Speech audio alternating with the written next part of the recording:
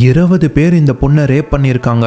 ஆனால் அதுக்கப்புறம் அந்த பொண்ணு பண்ண காரியம் தான் ஒட்டுமொத்த நாட்டையுமே ஷாக்ல முழுக வச்சிருக்கு. அவங்க பேரு தான் பூலந்தேவி. உத்தரப்பிரதேஷ்ல ஒரு ஏழ்மையான குடும்பத்தை சேர்ந்த இவங்க அவங்களோட குடும்ப சூழ்நிலையால 11 வயசுலேயே கல்யாணம் பண்ணிக்கிறாங்க.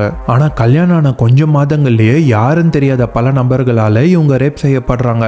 அப்போ அவங்களால ஒன்றும் பண்ண முடியலனாலும் நிச்சயமா ஒரு நாள் அதுக்கு பழி வாங்கணுன்ற எண்ணம் மட்டும் அவங்க மனசுல ஓடிக்கிட்டே இருந்திருக்கு. அதே பழி வாங்குற எண்ணத்தோட டெக்காய்டி கேங்ல சேர்றாங்க.